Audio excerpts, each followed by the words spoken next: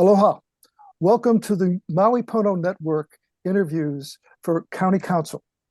We are here today with Jason Ababan, who is running for the Kahului seat. And we have our interviewers, starting with Lucianne Dene, and then Robin Knox, and then Trinette Frenato. They will be asking questions in that order. And I get to ask the first question. So, Jason, could you give us a little bit of overview of your background, your history, and why you feel qualified to run for this very important legislative office here in the county? It's a very good question. I'm someone that comes from a very, very heavy high-end IT background. My history is I have 27 years of professional IT experience managing very large projects, organizations, IT departments, handling very, very large budgets. I work at one of the premier resorts on Maui, and I do manage their IT department. I run the whole IT operation there. Um, with that said, I believe that I can apply the skills that I have acquired over the years of managing those very large, complex projects and apply them um, to our local government here, to better solve issues, to improve the lives for everyone. I believe that those problem solving skills that I have can be applied to finding solutions to issues that we have within our own community.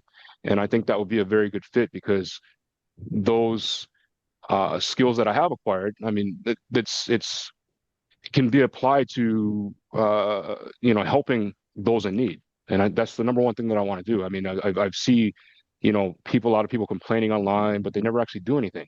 And this is my chance. I feel that I can actually positively contribute to our community.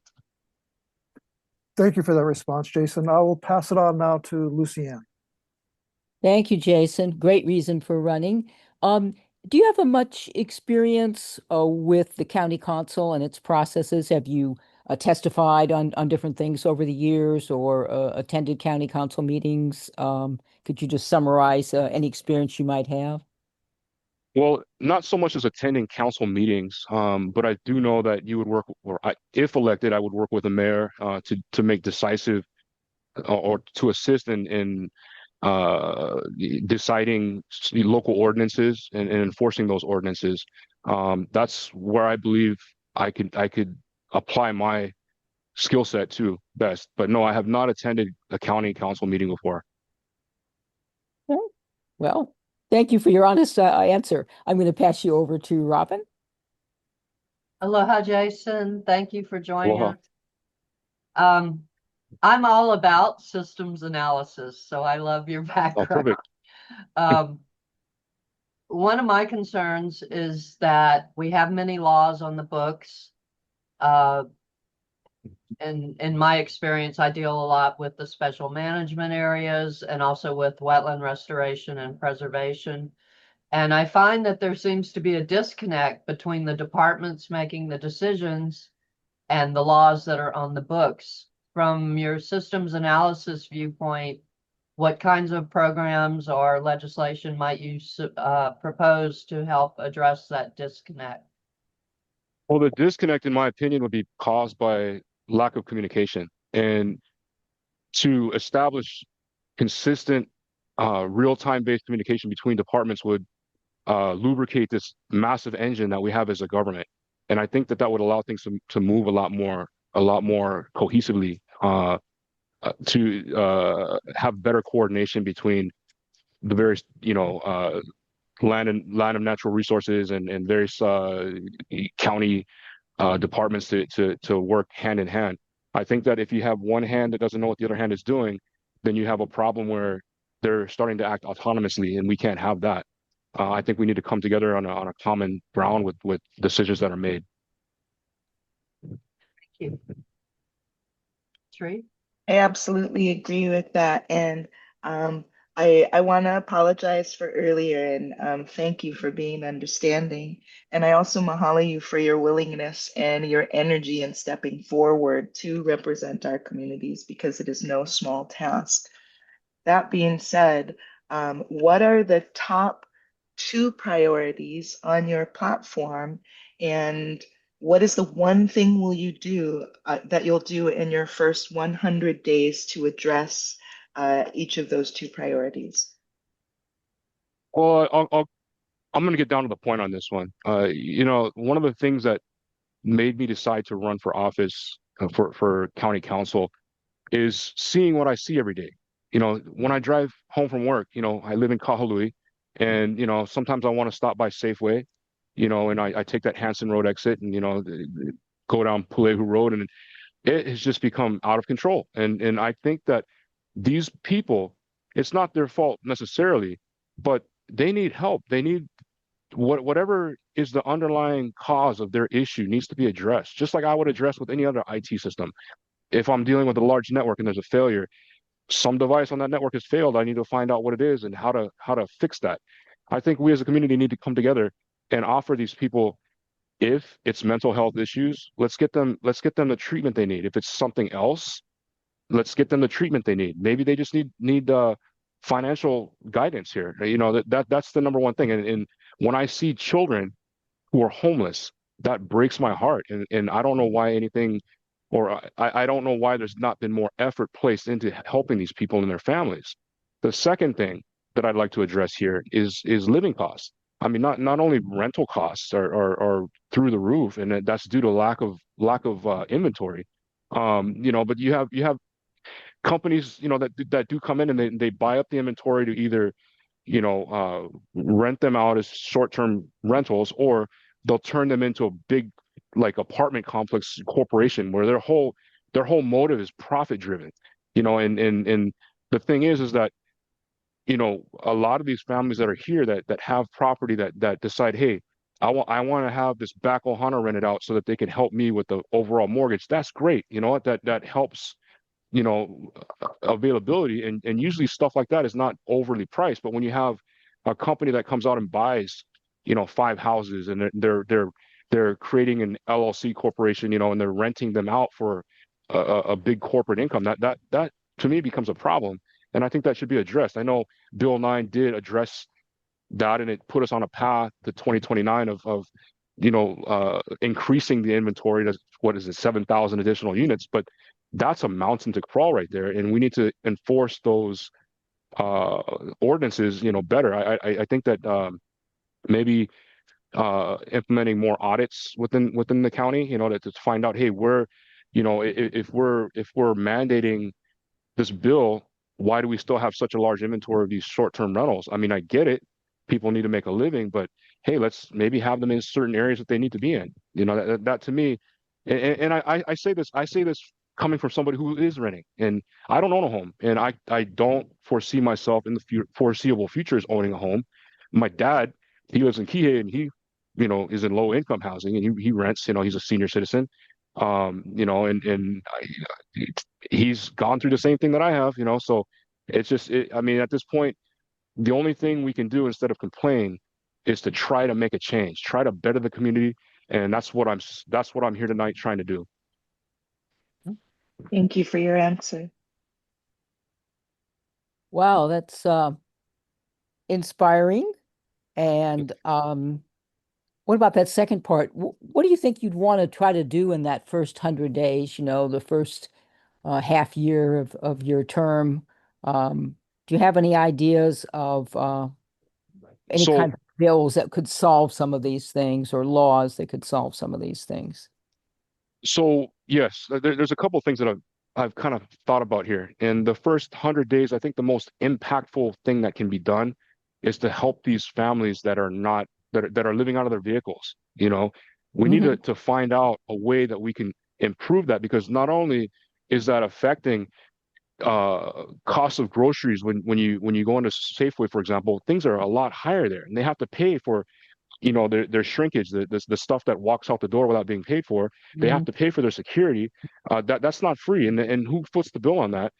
The person like me who goes in there and wants to buy a loaf of bread for $10 or whatever it is. I forget the cost right now, but it's still it's unnecessarily high, and this is all kind of revolving around the same cause. That this cause is the causation is what we have to deal with here with I'm sorry to say, but the homeless issue we have, it's almost a humanitarian crisis at this point. You know, we need to maybe put up some temporary shelters and get them in there, get them cleaned up, get them, back on their feet so they can function in society again. That's very important to me. Thank you. Robin? Thank you. I really appreciate your passion with wanting to do something about our houseless situation. Another ongoing crisis, and I do agree with you that it's a humanitarian crisis at this point. One of our other crises because we have many in the county, has to do with Sure. water and having enough Mm. water for Kuleana farmers, for our streams and our ecosystems and our fisheries, for our homes, and then for other types of businesses like resorts that use a lot of water. So it's been discussed, and there are actions underway to acquire private water systems and bring them into public ownership. I'm wondering if the county was considering doing that. Would you support that? And what kind of analytical due diligence would you think should go along with an acquisition like that? So yes and no. There's a couple ways I look at this. Number one is we're surrounded by water. We have endless supply of course, it is salt water, but there's methods from extracting, H2O from that without the salt. That can be done mechanically, that can be done through distillation process, that can be done, various ways. I do understand that that does take a lot of electricity to do that, and then what do we have? An abundance of sun. Well, we could harness that power for that. Another method that has been successfully deployed at my place of employment in the past is atmospheric water generation. For example, we have a large group of, I don't know, 500 people, for example, in a ballroom, and they're requesting, oh, they want to have, unlimited water on tap. Well, there are these machines that do pull water from humidity out of the air, chill the water, and that water is right there and then drinkable. So that there's not only do we have, water from the watershed and all this and that, but we do have alternative methods of creating water that I think should be explored. It is implemented in other countries. I know that.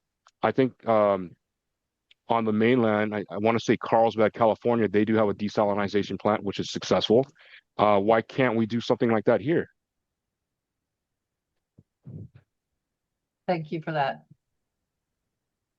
And to further expand on that acquisition of private water sources,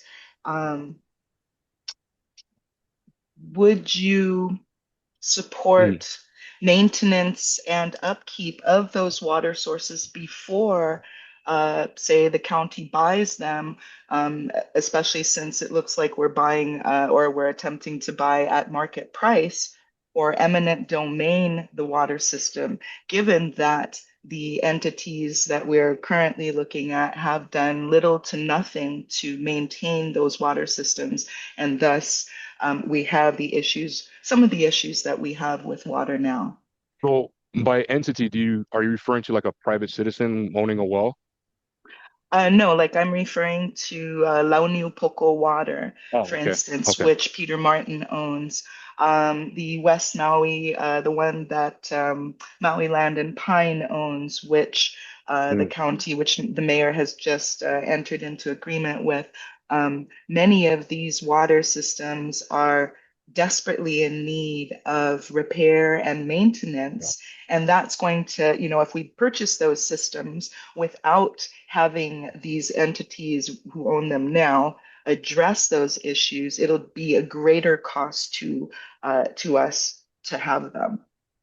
Okay, now I understand your question better. So, with that said, if these water supplies ultimately provide water to the general public, to residents on Maui, to local businesses that are outside of these properties, that are providing or at the source of this water and are not adequately maintaining this water, which then has a trickle down effect to everybody else, then yes, I do believe we need to step in and do something about it, whether through eminent domain or um, perhaps fines on the owner. Like, hey, listen, your output is not at this requested rate. We can't sustain our community because your water source has been neglected to the point where it's failing to provide the required amounts to keep everybody hydrated here.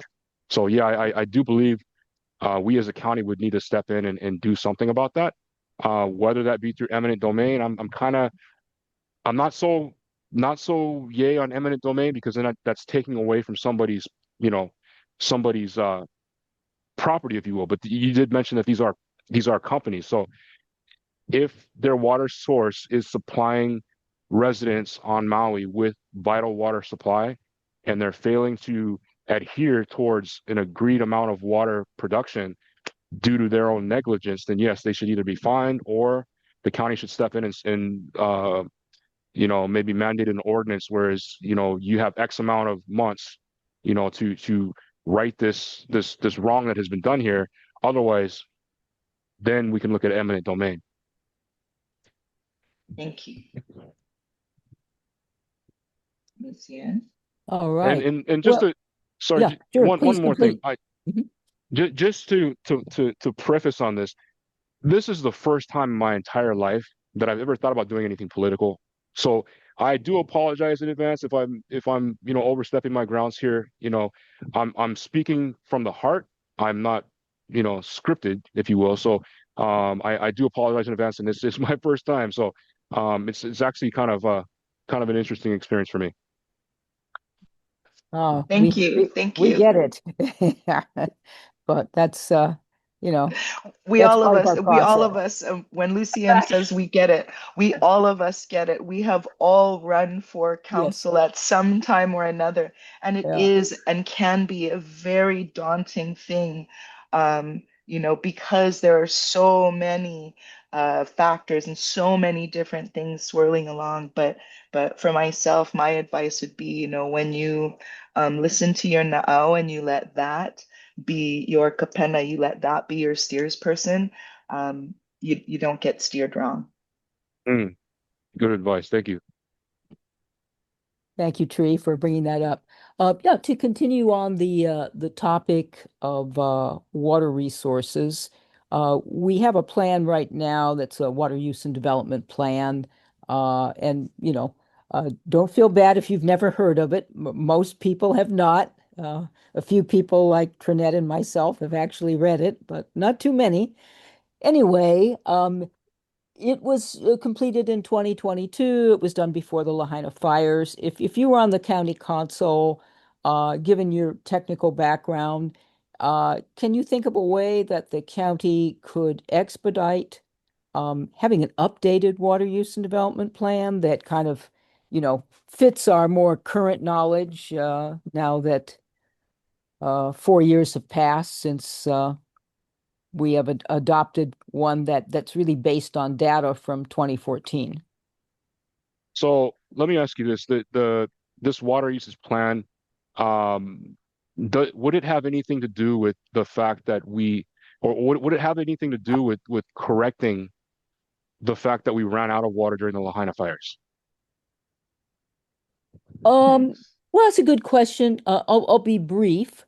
I would say Hmm. that the water use plan is mandated to anticipate the various needs that each sector of Maui would have. There's one for Maui Island, one for Lanai Island, one for Molokai Island.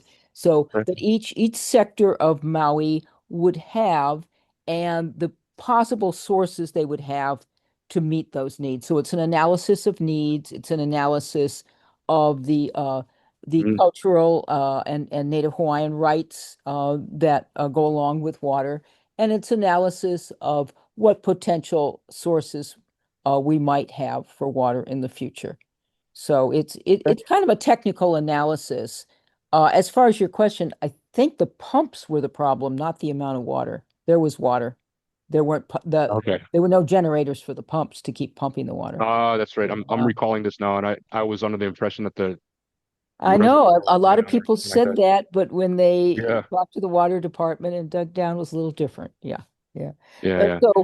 so there are these water use plans. They are 4 years old now, but they were based on older information. Just wondering if in your systems approach, how you could look at as a council member, you're going to be approving a budget to update a plan.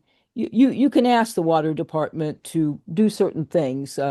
Any ideas on how you could get an expedited plan that actually also was based on good factual data? Well, you need to plug that factual data in and start looking for trends. And you know, as far as I understand what you're asking me, you're wondering how I would better make the process efficient, correct? Yes, So that is my question. I don't expect yeah, you to know everything that's because no one so does, so.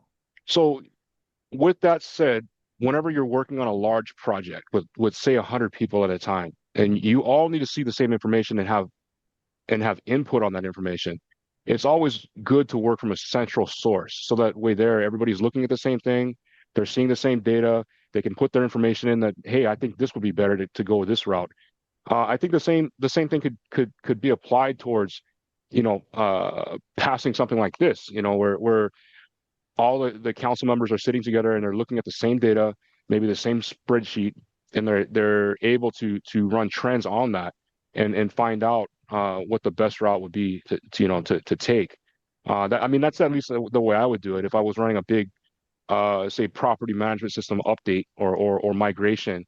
We would all need to see what data needs to be migrated, what data is no longer applicable, and look for trending for, what direction is, say, storage space going. So, these are all things that we would take into account. And with that mindset, I think I could apply that to advancing something more efficiently by maybe making the whole process seamless. If everyone's on the same page, I don't think there's going to be as much delay. Interesting view. The water department actually is responsible for making the plan, but the council actually reviews it. So, they definitely could have some good ideas to add to the process, like Okay. you're pointing out. All right, I'm going to pass you over to Robin. Thank you for your thoughtful answer. Thank you. And Jason, I just wanted to say, kind of concurring with what Tree said, when your passion kicks in, that's when I'm really listening to you. So I appreciate the fact that you're willing to be that authentic with us. Um, so moving along on water, looking at the other end of the spectrum at wastewater, one of the big problems that the state has and that uh, Maui County has is in Maui County, we have 13,400 cesspools. And the cesspools are a hole in the ground where untreated human waste is deposited and can contaminate our drinking water supply and our ocean waters. And the state has said that by 2050 that we need to replace all of those cesspools. But there's two things that are slowing the implementation. One is that homeowners are saying it's too expensive. And the second one is that there is a lack of workforce enough to complete all of this by 2050. So as a council member, um, what could you bring forth? What could the council do? What could the county do to try to make sure that this closing of all these cesspools actually happens? So you say there's how many cesspools? 4,000? Sorry, 13,400. 13,000. Okay, so they need to be basically eliminated by 2050. I get it that they're contaminating or potentially contaminating our water supply. I get that. The problem being funding and workforce. So that leads me back to, hey, if we don't have the workforce, maybe we can do workforce housing. That might be something to look into, to have it make it so that it's not so almost impossible to live out here, and afford it. Secondly, funding is the issue. I think we would need to look into setting aside funding for those who can prove that they cannot afford it, and maybe we can assist those homeowners in getting this done. I do understand that these things are not cheap. They're what, 60,000 or so for, one of these things to be converted. I should know because I have a good friend up country who's actually going through this problem, now. So he kind of let me know the ins and outs of his situation. But with that said, those who can't handle it financially, I think we should look at, maybe financial assistance with projects like this. Maybe set aside a county fund for this. I don't know if we can go higher than that and ask for, you know, state assistance, or even higher than that and ask for, federal assistance with that. But that will be a problem, and it will, if our water supply is contaminated, then it's going to be just like the first problem that I brought up. It's that we gotta do something about it. Let's handle it before it becomes an emergency. Let's not wait until be reactive about a problem and fix it only when it happens. Let's see the problem and address it. And I think you brought it up that financial coverage of this is the issue. From the homeowners, and having the physical workforce to do this. Do we have the county step in and provide their workers to potentially assist? I'm not sure what our our limits there are. I do understand that a lot of third party corporations do this sort of thing, and that's how they make their income. Perhaps we can incentivize it that, hey, if you do X amount per year, we'll give you a tax credit, that sort of thing. That might be attractive for them. Thank you. And, thinking about that, homeowners currently, right? We have many fire survivors who are homeowners that are currently in FEMA temporary housing, which will expire either in this next term or in one of your successive terms, should you be successful and be elected and reelected. Given that that knowledge that this will soon expire, what will you do in this term, if elected, to address this impending crisis? Well, I would seek for an extension.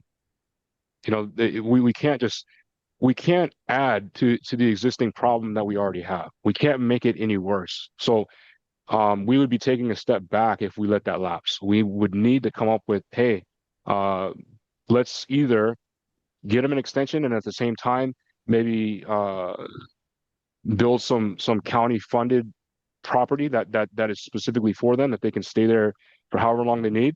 But we need to make it so that they're not just going to be tossed out on the road. That to me is unacceptable. We need to make sure that they're allowed to stay for however long it takes to get them back on their feet. Maybe even assist them with finding, if they don't already have employment, help them find employment. If they do have employment, help them find maybe some housing that is already available for rental. And I know that there is rental assistance through HUD and all that. Maybe help them navigate that course. A lot of people, they become stagnant because they don't know the next step. They don't know how do I apply for that? How do I apply for financial aid? They don't know how to do that. They don't know that we have tools that will help them do that. But they need to be educated in the fact that, hey, these options are available for you. You need to apply this way. We need to make them knowledgeable of that, so that they don't stagnate and then they don't end up on the street. But I think the number one priority there would be to extend their time limit where they are currently at, so that they do not get kicked out. Thank you. I absolutely agree. All right. I'm sure you're aware of the flooding in South Maui. You say you work in South Maui, so Yeah, great. the obviously the council is not the Public Works Department, but the council can do things to help shape our policies. Do you think there's policies that we need that could help there be less flooding in areas like Kahului and Kihei and, Iao Valley, Yeah. et cetera? Well, yeah, what the except I don't know. Okay. Valley, I don't think we can do anything there. That's a cultural site. I wouldn't want to touch that. Maybe reinforce the infrastructure that's already there, but don't change the actual landscape. It's a beautiful place, and I think that it needs to maintain that. As far as Kihei, for example, there's Help various reduce gulches. flooding. Yeah. Yeah, there's various gulches that do. I mean, we know like Kulani Hakoi Gulch, for example, that's notorious. That has flooded out almost every few years, and it just inundates South Kihei Road. It becomes undrivable, and it washes it out all the time. Um, a lot of that issue is caused by silt in the water, and my opinion on that is that silt does originate up country, and working with like I think it's called Maui Eco Tours. They're the zip line company up country. We as a company where I work would volunteer our time to go up and help them plant koa trees, stuff like that. But they also assist in removing the rainbow eucalyptus, which actually pulls out a lot of the moisture from the ground and makes it so that when it does rain, all that silt, it doesn't stay in place and it's not held there by roots. It just washes right down into Kihei, right down into the gulches, and it just becomes a slurry. And if we got rid of those types of trees, which are invasive, I think that would help that situation. Also, instead of having in these floodways, instead of having it just a soil base, if we had it concrete, that way there it would not erode out onto the South Key Road.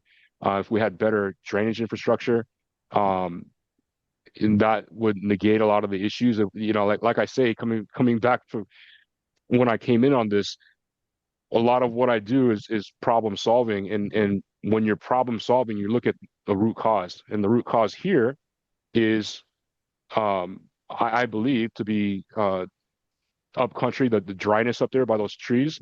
That's a big factor, and those trees are not native, and they were imported here.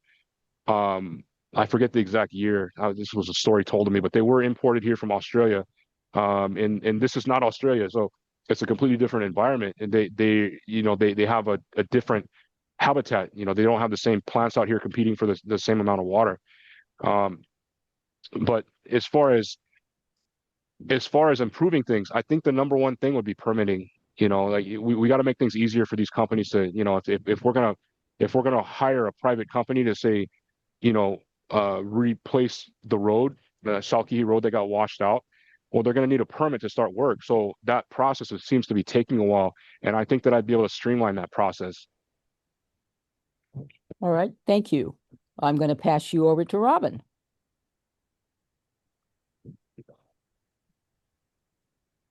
Robin, you're on mute. Thank you.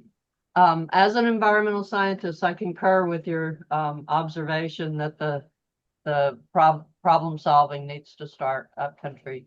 So thank you for that thoughtful answer. Would you support, as a council member, there are things in other jurisdictions called stormwater utilities, where everybody in a community pays a fee to help the local government manage all of the stormwater. Would you support that type of utility in Maui So County? you're talking about essentially establishing an extra tax. It's a fee, yeah. It would A fee, be okay. just like you pay a wastewater fee, you would pay a stormwater fee. Um, you know, local families, in my opinion, not right now, they're struggling, and to have additional fees put on them is an additional burden that we're, in my opinion, we should probably not um burden them with that. What I think we could leverage is, we have a lot of hotels on this island. We have a lot of major resorts. We have a lot of tourism coming in here. Every tourist that comes to the island, hey, you got to pay this wastewater fee. or you got to pay this water recovery fee. I think that's what you said. Stormwater. Anyways, stormwater fee. Yeah, sorry. Um, you have to pay this fee. It's just part of the percentage of tax that you pay to stay per night at the hotel. We're gonna offset this extra cost so you can help out our local community here. Thank you for being such a nice tourist and helping out the local community. We really appreciate it. We hope you enjoy your stay, sort of thing. That I think would be more beneficial to our local community rather than taxing them more. Maybe we can get a little bit more from the visitors that we have here. A lot of them, they don't see, they just stay at the hotel. All they see is the extra additional taxes and rates. They don't really know what it's for. They just, okay, they'll pay it. I think that additional cost offset should be rolled off onto them. Thank you for your answer. Very thoughtful.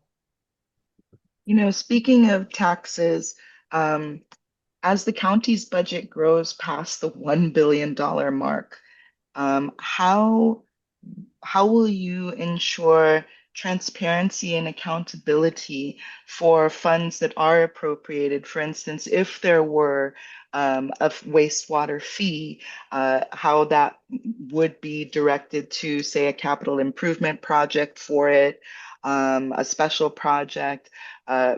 What ways would you try to incorporate to ensure that funds put for the wastewater treatment actually go there and not into a general fund or some other project? Okay. To ensure the funds are spent in the correct areas. So we would need to have audits. I go through audits. I go through audits every quarter. I have to pull out my Sarbanes-Oxley binder and prove that this user has access to these applications. This terminated user on this date no longer has access to our system. I have to prove that. Well, I think the same responsibility should be placed upon the county as well. Hey, we cannot just blindly spend funds. We need to know where this money is going. This is our taxpayers' dollars. We need to have transparency. If certain capital project has X amount of funds available, we need to know, hey, okay, all the invoices associated with that capital project, we need to see them, and make sure that what we initially had in there matches up with what's being spent. This is just for me. That's how I would handle it, and also requiring 3 different vendors for a project. We need 3 different bids on replacing this water main. We need 3 different. I'm sorry, I don't know if that's county handled or not. I'm just going based off of how I would do this at my job, right? So we would need 3 different bids to accomplish this project. The reason why we need 3 different bids is so that they're competitive and that we can see where the pricing is, what if one is coming in extremely high and then you have 2 that are very low. Well, obviously, why is this one so high? And these other 2 that are low, have we used them before? Do they have a proven track record? If they do, then forget the high one. Let's look at the bottom 2 and go with whichever one of those 2 makes the best sense. I mean, we have to be sure that we're spending our tax dollars correctly here. We can't just be blindly spending, stuff that we're taxed on. Thank you. I agree. I'm really into numbers and looking at where funds are spent and things. So I absolutely agree with audits and timely and successive audits. Thank you for your answer. Jason, I don't know if you followed the very heated vote last year at the county council on a project called Honuaula or Wailea 670. It's the vote was over changing some conditions of zoning about how much affordable units were required on site on the project. And if you did pay attention to this, how would you have voted? If you didn't pay attention to it, in a nutshell, the decision was the original promise was to build 450 units on site. That was in the county code. The county code was asked to be amended to reduce that to 280 units, which was less than what was originally promised. Any comment on Okay. how you My might have looked at this situation. so before I respond, I have a couple questions. Why was the amount reduced? The amount of Well, units? there were two parts to the conditions of zoning set in 2008. One part said that you will build half the units, 50% of the units as affordable because that's what the Mm, county code said then. Or you will follow whatever the county code says at the time you build. The second part said, um, we just promised to build 450 units on site. And it didn't say whether or not the county code changed. It just said, we're committed to doing that. And the project passed by one vote. So everyone who was the five votes in the majority who passed it said, it's because they're guaranteeing all the affordable housing that I'm voting for it. So it was a big part of, getting the support of the council back in 2008. But the law was changed in between that did permit less affordable housing. And so that was the rationale used. Well, the law lets us do less, and financially we can't afford more and still make it a viable project. So we're asking to change what we promised 15 years ago. well, okay, so I can see if if if a contractor or a real estate developer decides, hey, I'm going to undertake this project for X amount of units at X cost. Okay, and they're promising that. Okay, fine. My question would be, why would it take 15 years? Why? Because that you're now we're dealing with inflation, and now the original cost is no longer even in the ballpark. Yeah, I think that maybe this has had something to do with permitting process. That maybe there was a delay. I'm not sure. Well, I'm not. yeah, it's a complicated thing, and I'm sure that different people would have different views of it. But in essence, the project got its zoning approvals in 2008, but it wasn't until 2012 when they then applied for their next set of permits. Okay. And then there was, a legal challenge which was resolved because there's some native plant habitat there that was not necessarily part of their plan, and so that was added to Mm. their plan, and and then it started up again in 2022. Well, me personally, I'm all for affordable income housing. The threshold should probably be changed a little bit, but I'm all for it. And the fact that it was reduced to me kind of doesn't make sense. I mean, we have a finite amount of livable houses here, or places that can be used as a habitat for people. And we have a large population, and a lot of that population, as we see, is having a deficit in a house. As I spoke of the first time. But as far as how I would improve that, I mean, it's the glaring line there, to me, is the permitting process is taking a long time. I think that could be improved upon, maybe streamlined, just so that things can happen faster. Because when you set X amount aside for a capital project, and it sits there and stagnates over a few years because of some kind of loophole, or some kind of delay in the process, what was initially set aside now becomes a lot less valuable, if you will. It can do a lot less because of inflation. So I think that when these projects are proposed, the permitting process should be a lot quicker so that they can be executed in a very timely manner. Not take years, but maybe a couple of years at the most. All right, thank you. I'm going to pass you on to Robin. Thank you. Jason, when our new county council comes in and every 2 years we get a new council, one of the first things they do is organize themselves into committees. And these would be committees to handle issues like water, land use, environment, budget, housing and human services. Those are the kind of topic areas. So if you were elected to the council, what what committee would you be interested in being a chair or a member of? I think I'd probably be most effective at housing and human services. That is what drove me to file papers for this, to run. I want to make the most difference there. I mean, I know that budgeting, I have that, but I just feel more passionate about housing and human services. I want to help people. I want to get them off the street. I want to get them back on their feet is the most important thing, so that they get out of the stagnant pond that they're in and they can function again. They need to, you know, get their life in order. And that's something that I would like to contribute. Mahalo.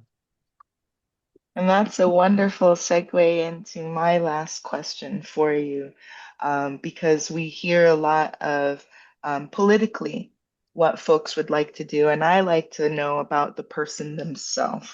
So, what's something that most people don't know about you that you wish they did? Something that, okay, so the building block of myself, or one of them is compassion towards others. And you ask any IT person this, there's not very many of us around, but the ones that have been around a long time, like me, we still do it for one reason. When the whole system collapses, everybody is panicked. They can't function. They don't know what to do. The only person in the room that can save the day is me. And when I'm able to resolve or resurrect a failed system and get everything back into cohesion and functionality, how do you say this? The adrenaline you get out of that, the satisfaction you get out of that, there's nothing else like it. And that is my most favorite thing to do, is to help people. And that is why I do what I do. And that is why I'm here right now. Thank you, Jason. Mahalo. We need more people that want to step up and do more for others, because malama aku, malama mai, when we care for others, it is caring for ourselves. So thank you for that. Mm. And thank you, And I Jason. Yes, appreciate. I just want to thank you, Jason, for this interview and your insights that you have. Is there any final thing that you'd like to say to our group here or those listening? Well, like I say, this is my first time, and I hope I'm conveying the correct message and I'm being articulate enough where, I'm not reading a script. I'm talking to you from the heart. I'm doing everything from the heart, and I'm trying the best I can, and I hope I'm saying the right things here. But I do thank you for your time, and I really appreciate the opportunity to get to do this. This to me is very satisfying. I like this. I didn't know that I would like this. I was actually nervous about it, but I'm actually having a good time, believe it or not. Well, good. I'm glad you're having a good time with all of us here. And I want to remind all our viewers that you can vote for this office here in Kahului, and Jason or any of the participants in that district, anywhere along the Maui County area. So again, all voters can participate in these different county council voting, so that no matter what district you're in, you can participate. So thank you again, Jason. Thank you to our interviewers. Greatly appreciated. Just a really quick reminder for folks that ballots start dropping July 21st, I believe, and the primary election is on August 8th. As Paul has said, you can vote in all the elections for county council. It is nonpartisan, so please let your voice be heard. You should be voting for 9 council members. Yeah. Mahalo.